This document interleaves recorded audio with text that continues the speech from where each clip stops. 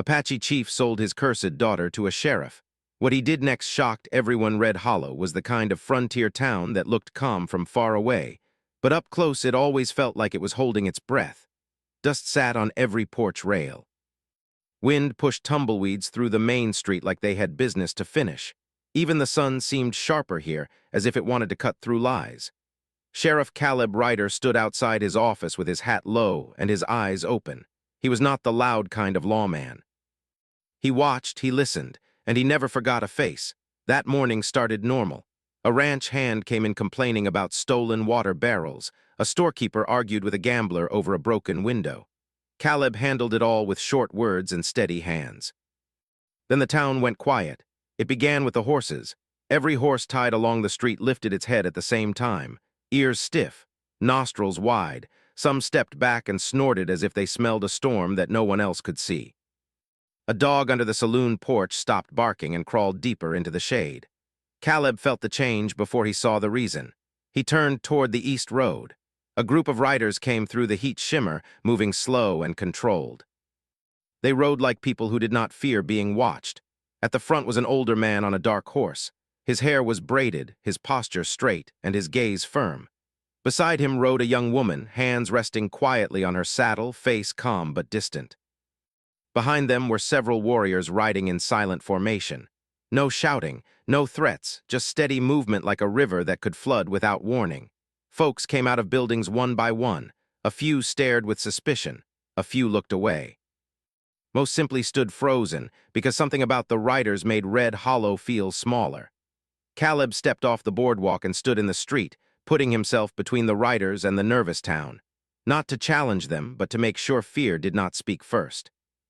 The older man stopped his horse a few yards away. His eyes met Caleb's. "I am Nanton," the man said, voice low but clear. "I have come to speak to the sheriff." Caleb nodded once. "You're speaking to him. What can I do for you?"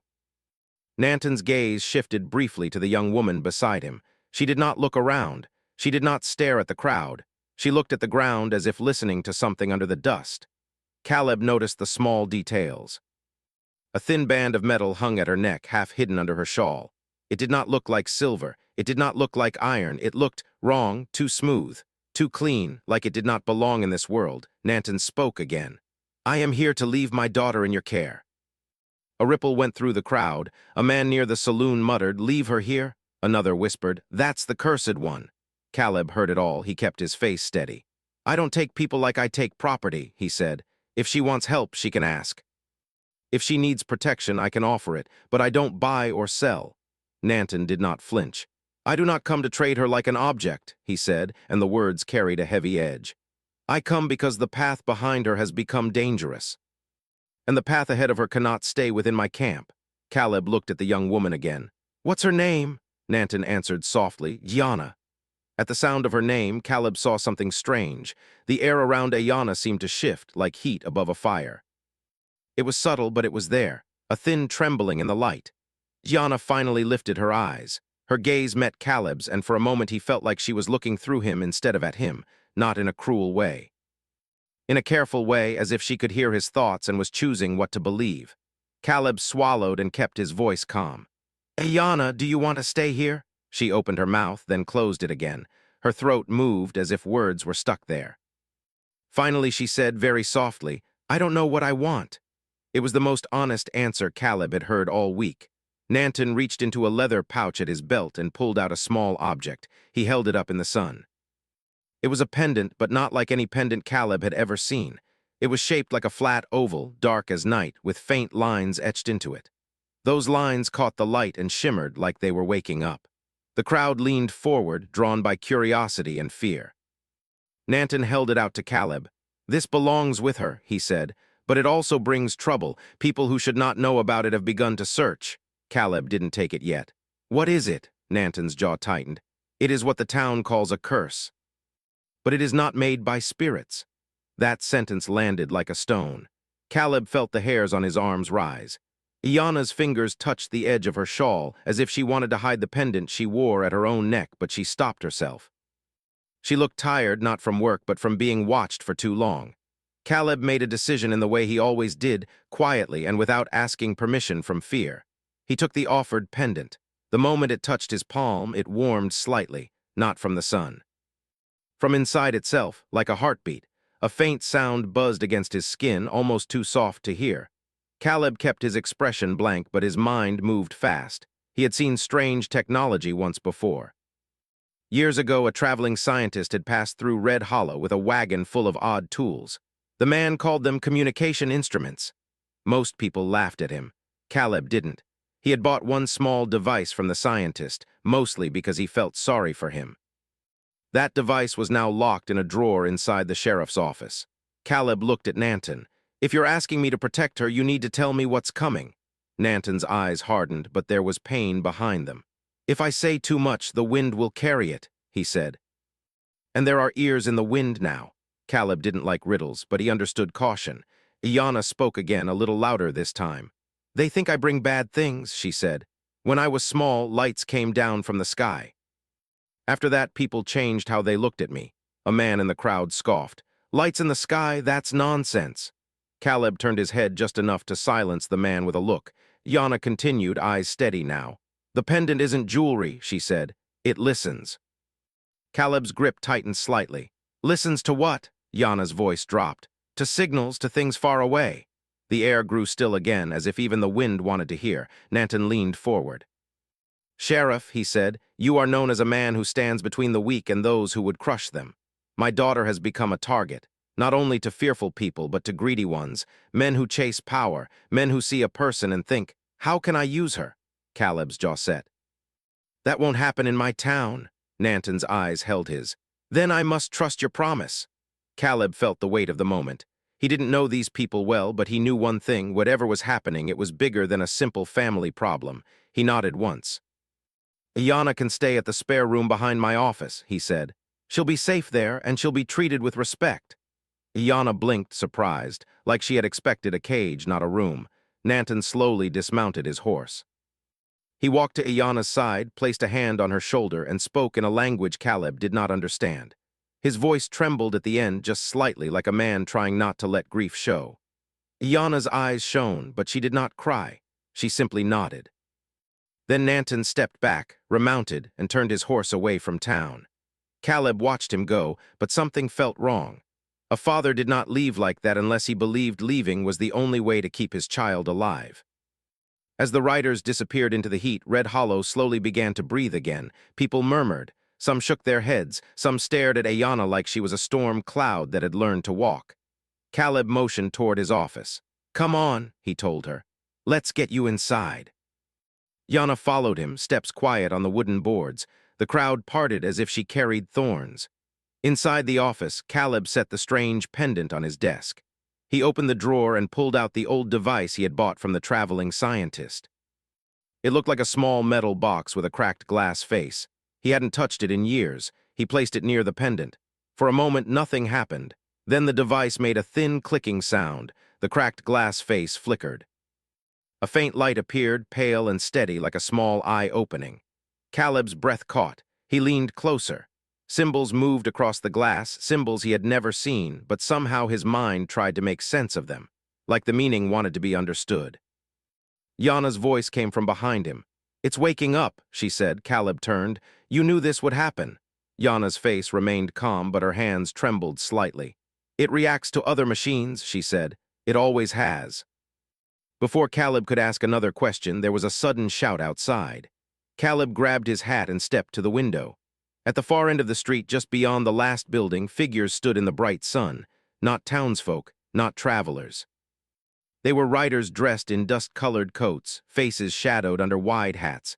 They were not looking for water or supplies. They were looking straight at the sheriff's office. One of them lifted something to his face, like a spyglass but longer and made of dark metal. Iana came to the window beside Caleb. The moment she saw them, her calm cracked. "They found me," she whispered. Caleb's hand moved to his gun belt, not out of fear, but out of duty. "Who are they?" Iana swallowed hard. "People who don't believe in curses," she said. "They believe in profit." The strange pendant on Caleb's desk pulsed once, a soft glow like a warning heartbeat. And in the sky above Red Hollow, a faint, unnatural shimmer passed through the clouds, so quick most people would miss it, but not Caleb. Not now. Not with Ayanna standing beside him and danger walking straight toward his door. The riders at the edge of Red Hollow did not rush forward. They waited. That was what made them dangerous. Sheriff Caleb Ryder stood by the window, watching them carefully. Dust moved around their horses' legs, and the sunlight reflected off something metallic on their coats. They were not like ordinary outlaws. Their movements were too calm, too organized. Beside him, Ayanna stayed very still. Her eyes followed every motion outside, but she did not look afraid in the way most people would. She looked prepared.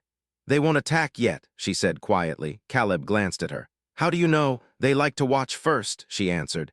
"They want to be sure." Caleb nodded slowly. He had met men like that before, hunters who studied their prey before making a move. He stepped away from the window and grabbed his rifle from the rack behind his desk. He did not aim it outside. Not yet. He rested it against his shoulder, ready but calm. "You stay inside," he told Ayanna. She shook her head gently. "If they came for me, hiding will not stop them." Caleb didn't argue, but he moved slightly in front of her as they stepped onto the wooden porch together. The town had gone quiet again. Doors were half closed. Faces peeked from windows. Everyone could feel something building, like thunder before a storm. The riders finally began moving. 5 of them approached slowly, stopping several yards away from Caleb. Their leader wore a long coat that looked too clean for the desert. A thin metal device hung at his belt, glowing faintly. He tipped his hat slightly. "Sheriff," he said in a smooth voice. "Beautiful day." Caleb did not smile. "Depends who's asking." The man chuckled. "Name's Crow," he said. "Just a traveler looking for something valuable." Caleb's eyes stayed cold. "Then you're in the wrong town. We don't sell people here." Crow's gaze shifted toward Ayanna. His smile widened just a little. "Ah," he said softly, "but some people are not just people." A murmur ran through the watching townsfolk. Caleb stepped forward half a pace. "You're making my patience thin." Crow raised both hands casually. "No need for trouble. We're businessmen, Sheriff. We simply want to talk with the girl."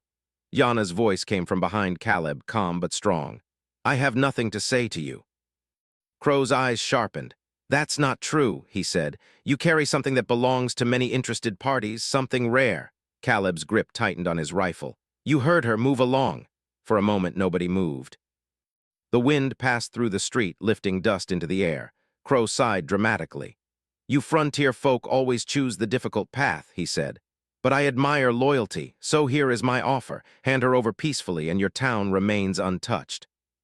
Caleb's answer came without hesitation. "No." Crow's smile faded. The friendly mask slipped, revealing something colder underneath. "Think carefully," he said quietly. "The world is changing, Sheriff. There are forces beyond your understanding." Caleb met his gaze. "Maybe. But I understand right and wrong just fine." A long silence followed. Then Crow nodded once and turned his horse slightly. "Very well," he said. "We will wait." The riders moved back to the edge of town again, setting up camp just outside the main road. Caleb watched them until they settled. He felt tension in his chest. They were too patient. That meant they believed time was on their side. He turned toward Ayanna.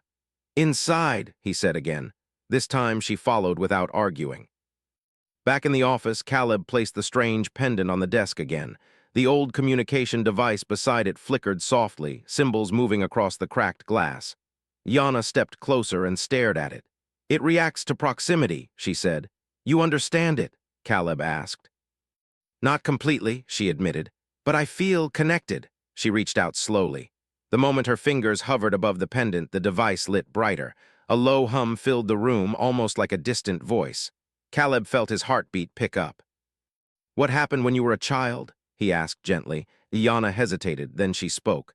"There was a falling star," she said. "It came at night. The sky turned blue. Everyone was afraid. My father took me to the crash site because I was curious. When I touched the metal, it changed." She lifted her hand slightly, looking at it as if remembering the moment. "I could hear sounds no one else heard. Machines responded to me. Some people thought I was chosen. Others thought I was dangerous." Caleb listened carefully. He saw pain behind her calm voice. "Your father," he said slowly. "I don't think he abandoned you." Yana looked down. "It felt like he did." "Maybe," Caleb said. "Or maybe he knew trouble was coming and sent you somewhere he thought you'd be safe." She didn't answer, but her expression softened slightly. Outside, the sun moved lower in the sky. Shadows stretched across the street. Caleb knew the waiting game had begun. Later that evening, a sudden shout broke the quiet. Caleb rushed outside with Yana close behind. One of the bounty hunters had moved closer to town, testing the boundary. A young ranch hand stood in front of him, shaking but refusing to step aside. Crow rode forward, clearly amused. "We're just taking a walk," he said. Caleb raised his voice. "Turn back." Crow tilted his head. "Or what?" Before Caleb could answer, something unexpected happened. The metal pendant at Ayana's neck began glowing faintly. A soft wave passed through the air like heat rising from sand. The horses nearby stamped nervously. A low vibration spread across the ground. Crow's smile disappeared. He stared at Ayana with sharp interest. "Well," he said quietly, "that confirms it." The ground beneath them shimmered briefly, and a thin line of light traced across the dirt between the riders and the town, invisible to most, but Caleb felt it like a warning. Ayana gasped softly. She stepped back, surprised by her own reaction. "I didn't mean to," she started. Caleb held up a hand gently. "It's all right." Crow's eyes gleamed with hunger. "Magnificent," he murmured. "Do you see, Sheriff? She's not just special, she's a key." Caleb's patience ended. "I told you to leave," he said firmly. Crow studied him for a moment, then smiled again, but this time it felt colder. "We will return," he said, "and next time we may not ask." He turned his horse and rode back toward the others. The tension eased slightly, but Caleb knew this was only the beginning. As night fell, lanterns lit the town. Caleb sat on the porch steps, rifle resting across his knees. Yana sat nearby, staring at the stars. "They will not stop," she said quietly. "No," Caleb agreed, "but neither will I." She looked at him, surprised by the certainty in his voice. For the first time since arriving, Yana felt something new, not fear, not loneliness. Trust. Above them, the sky shimmered faintly again, barely visible, like something watching from far beyond the stars. And deep inside the sheriff's office, the strange device continued to glow, sending signals into the dark night that neither of them yet understood. Night in Red Hollow did not bring peace. It brought waiting. The lanterns along the street burned low, and most of the town had locked their doors. But no one truly slept. Every small sound felt louder than usual, a loose shutter, a shifting horse, a distant owl. Sheriff Caleb Ryder remained on the porch outside his office, rifle resting across his lap. He watched the faint glow of campfires outside town where Crow and his riders had settled. They were not hiding. They wanted to be seen. Inside the office, Ayana stood near the desk, staring at the old communication device. The cracked glass flickered more often now. The symbols moving across it had become faster, more complex. She could feel it. Something was getting closer. She stepped outside quietly and joined Caleb. "They are not just waiting for morning," she said softly. Caleb did not look at her. "I know. They are waiting for something else." He turned then. "Like what?" Yana lifted her eyes to the sky. The stars above Red Hollow shimmered slightly, almost like a ripple across water. Most people would never notice it, but she did. "They sent a signal," she said. "When I reacted earlier, it wasn't only defense, it answered something." Caleb's jaw tightened. "You mean they're calling more men?" "Not men," she whispered. Before Caleb could ask more, a sudden sound cut through the night, a deep hum. It did not come from the riders' camp, it came from above. The hum grew louder, vibrating through wood and earth. Windows rattled. Horses neighed in panic. People rushed out of their homes, staring at the sky. And then they saw it. High above Red Hollow, faint lights formed in a circle among the clouds. Not lightning, not stars, something structured, something controlled. Crow and his men rode forward immediately, as if they had been waiting for this exact moment. Caleb stood, heart pounding but mind steady. "Inside," he told Ayana. She shook her head. "No, this is because of me." The humming deepened. A beam of pale blue light extended from the circle in the sky and struck the desert outside town, not far from where Crow's riders stood. The ground trembled. Dust exploded upward as something massive descended slowly from the clouds. It was silent except for the vibration in the air. Its shape was smooth and curved, metallic but glowing faintly along its edges. The entire town stared in shock. Crow laughed. "Beautiful," he said loudly. "Do you see, Sheriff? The future has arrived."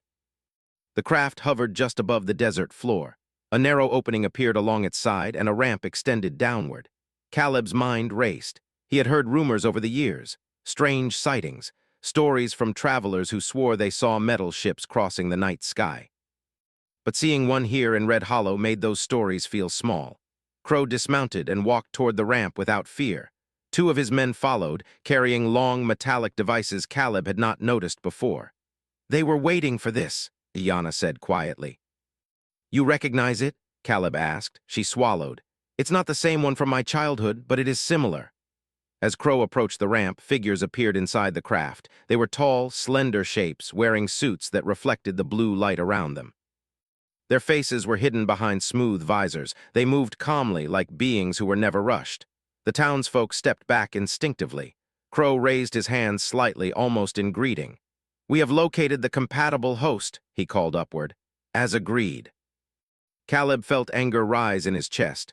Host, he muttered. Yana's hands trembled. They think I belong to them. One of the tall figures stepped forward.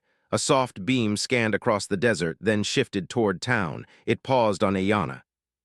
Her pendant began glowing brightly, responding to the scan. Crow turned and pointed directly at her. There, he said. The key.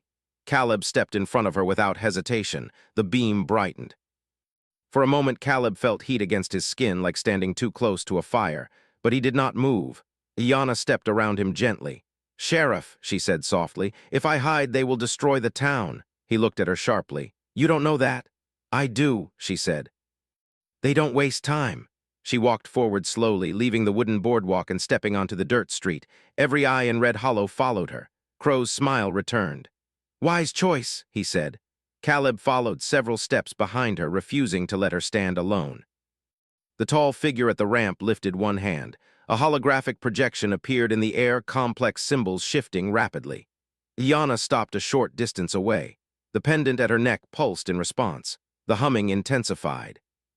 Suddenly, a second beam emerged, not from the ship, but from the ground beneath Iana's feet. A thin line of light traced across the dirt again, forming a circle around her. Crow stepped back quickly, surprised. Caleb moved forward, but the circle of light formed a barrier. When he touched it, a soft energy pushed him away without harm. Iana, he called. She stood very still, eyes wide but focused. Inside her mind, something awakened. Images flooded her thoughts, the crash site from years ago, metal walls buried in sand, a voice not heard with ears but felt in her chest. The pendant at her neck detached itself gently, floating into the air in front of her. Gasps rose from the crowd. The holographic symbols shifted again, this time aligning with the floating pendant. One of the tall figures spoke. The voice was mechanical yet calm. Compatible signal confirmed. Crow stepped forward eagerly.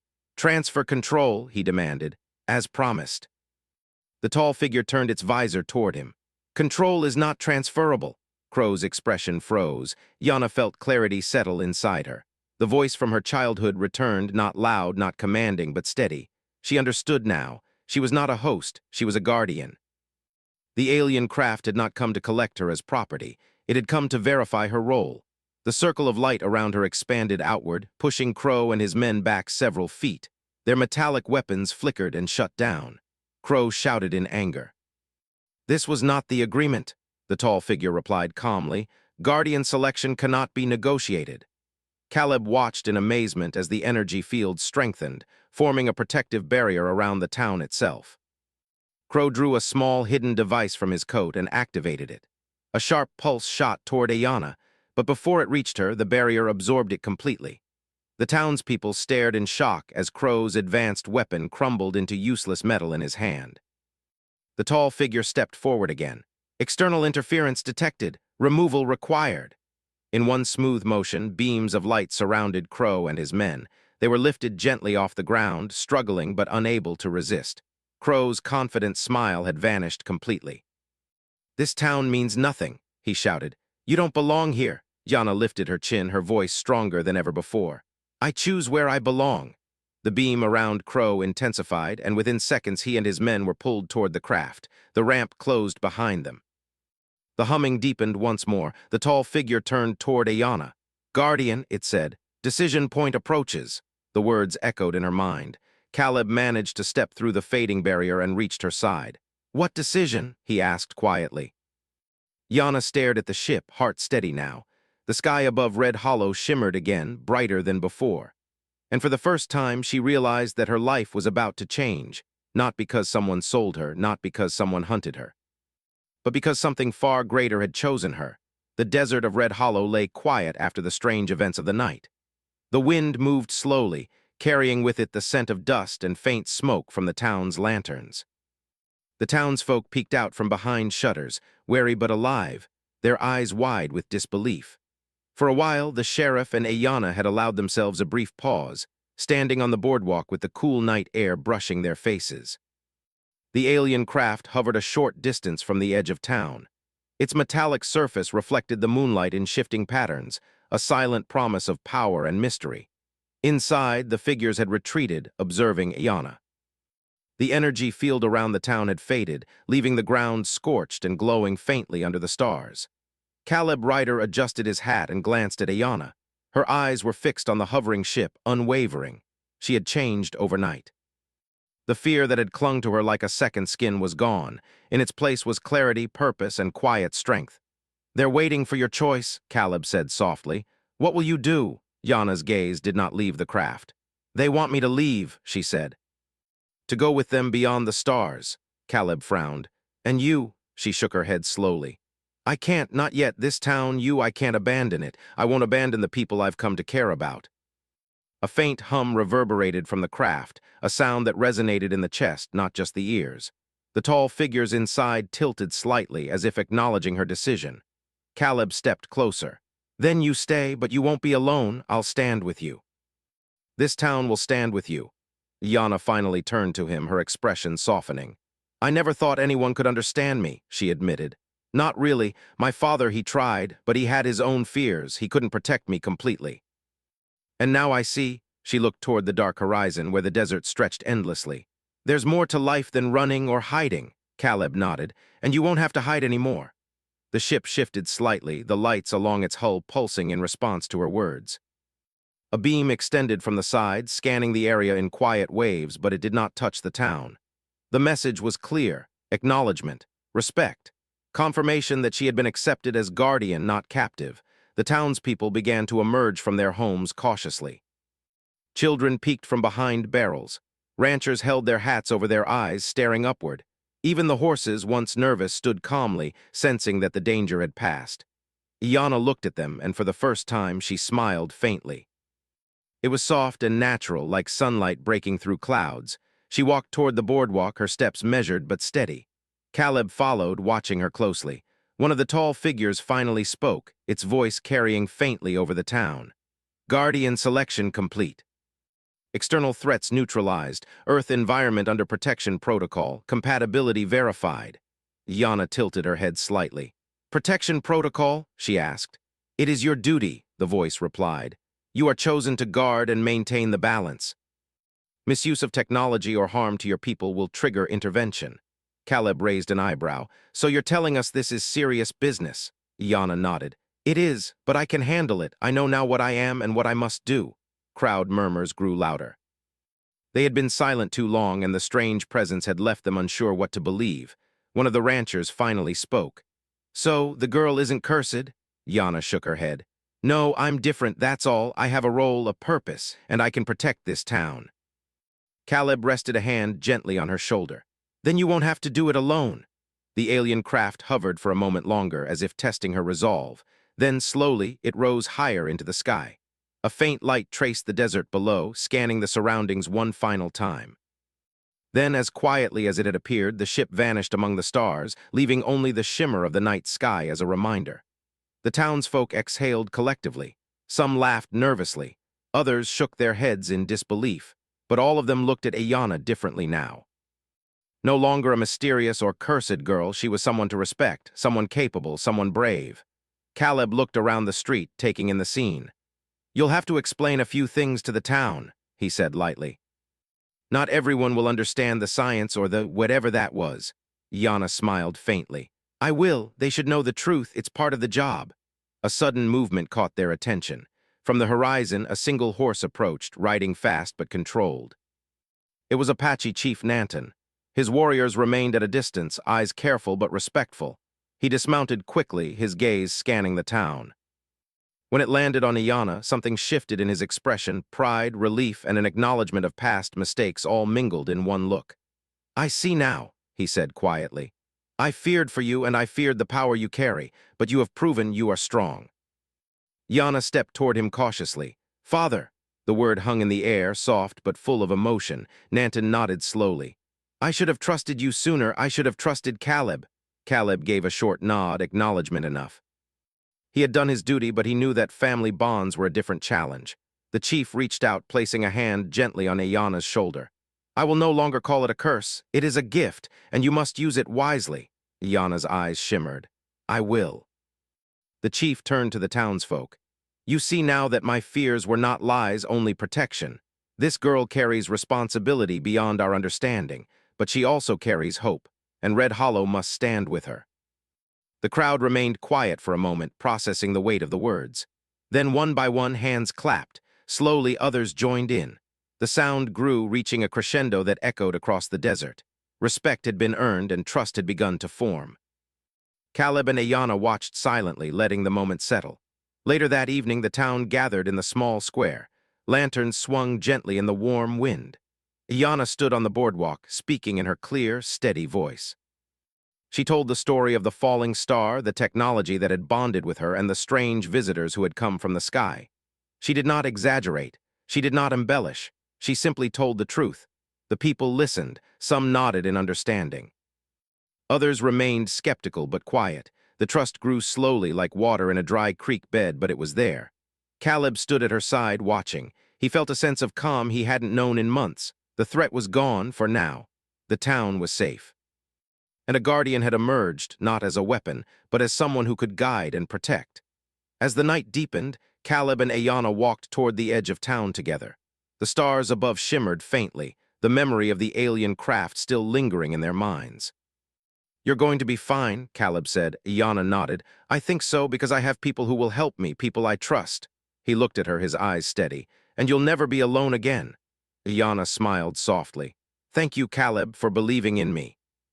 The desert wind whispered around them, carrying the scent of sage and dust. Somewhere far away, beyond the stars, the alien craft drifted silently, keeping its distance but watching. Red Hollow had changed. It was no longer just a quiet frontier town. It had become a place where courage, trust, and responsibility met the unknown. A place where a sheriff and a guardian could stand together, facing dangers of this world and beyond. And in that quiet night, with the soft glow of lanterns and stars above, Caleb and Ayana looked to the horizon. The future was uncertain, yes, but they were ready. Together. The desert stretched endlessly, but Red Hollow was theirs to protect. And for the first time, both of them felt the promise of tomorrow, safe, strong, and prepared for whatever came next. The wind moved gently. The stars shimmered. And Ayana's pendant lay on her chest, glowing faintly, a reminder of power, choice, and the responsibility she now accepted. The story of the cursed girl who became a guardian was no longer one of fear. It was a story of courage, of trust, and of a town that learned to embrace the extraordinary among them. Caleb tipped his hat to the night. We did good, he said. Ayana's eyes sparkled in the lantern light. Yes, we did. And the desert, silent and endless, seemed to agree.